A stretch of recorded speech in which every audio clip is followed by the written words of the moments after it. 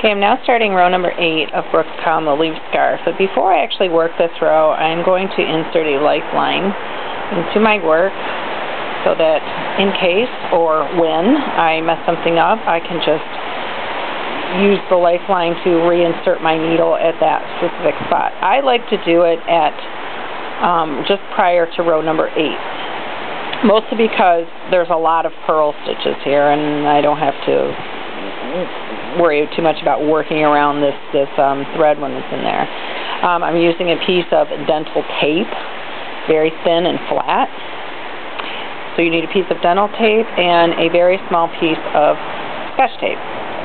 What I do is push my yarn. Well, best way to do this actually, if you have one, and you can use a rubber band too to like seal off the end of this, as I like to put a little stopper on the end there.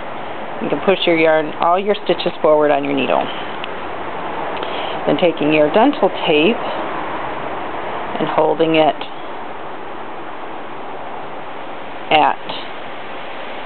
on the needle, on your left needle, where your stitches are. Take the dental tape flat and then just tape it on there. Sometimes easier said than done. But it doesn't, you don't have to use a lot of tape, just a little piece really. But you want to make sure that it's nice and flat when you put it on there so that it doesn't catch all of your stitches. Now, here's what we have. We have all my stitches that I'm working. I'm beginning row number 7. I've just taped a piece of dental floss down onto, because I didn't tape that very well. That should still work. I taped a piece of dental floss onto my needle, just past the stitches. Now what I'm going to do is slide my stitches over the dental tape, over the piece of tape and the dental tape. You can actually just knit this on too, but I find it easier and less of a hassle just to run it through like that. Okay, so now I have worked my stitches across that piece of dental tape. Now all I want to do is unstick it, and remove the tape from my needle, because obviously that's going to cause problems. Okay, I now have a very well inserted lifeline.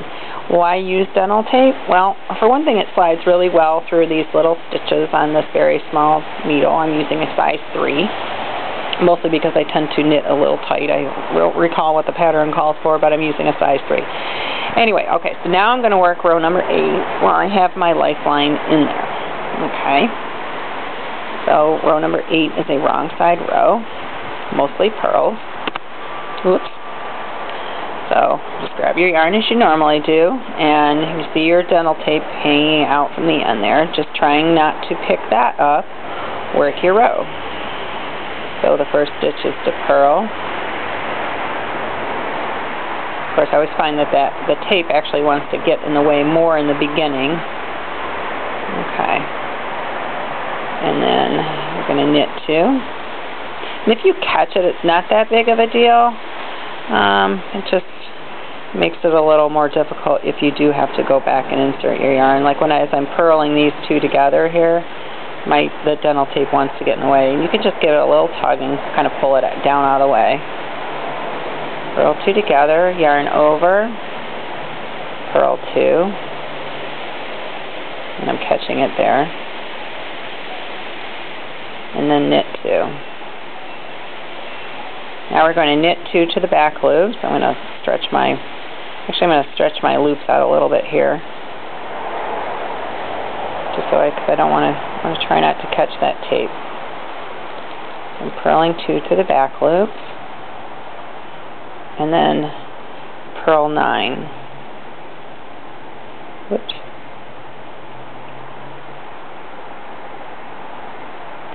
Or to that center knit stitch there. Preferably without picking up your lifeline, without splitting the bejeebies out of your yarn. Okay, there's my knit, so now I'm going to knit that one. And then purl all the way back. It's getting loose. I'm going to stretch on my floss a little bit. I'm purling back 9 back across the pattern, basically I want to end with the last 2 pearls, because those 2 get purled together. So it's purl 9 and purl 2 together.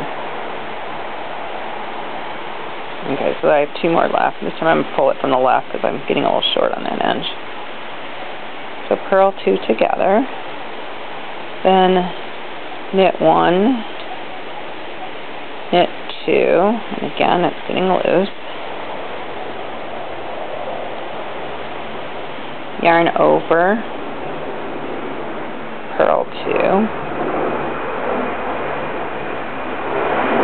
knit 1. Oh, I'm sorry. Hang on. I don't even have a lifeline in there. I'm messing it up. It was knit 2, not yarn over. Go back to the knit 2. Okay. I'm sure by now you have this figured out, so my boo-boo here is excusable. Okay, I'm sorry. Purl 2 together. And of course that floss wants to jump up in there. I prefer to keep it out of the way, which can sometimes be a little challenging, but believe me, it helps. If you do by chance, boy, I tell you what, that's really doesn't want to stay out of the way. There it goes. If you by chance mess something up, okay, no more, it doesn't matter. If you by chance mess something up to the point where you need to frog backwards or unknit, unknit. Do not try to frog this. If you frog this, you're going to have a hard time figuring out where all those stitches are supposed to go. It's nearly impossible. Okay, so I now have completed 1 repeat of the column of leaves scarf. I now have a lifeline in there. Now if I needed to use the lifeline, what I would do is I would take my needle and, following the path of the dental floss, I would insert my needle going across. And after I've inserted it through all of those loops, you would take and then just, rip it apart. Anyway, like I said, frogging in this is a bad idea. You can almost figure it out if you do find yourself into the point where you've really seriously messed this up. I would suggest frogging back to this row number 8. It's the most identifiable row because it only has, after your first edge there, it only has, and it's hard to even tell, but two purled togethers on each edge, and then everything else in the middle is just a purl.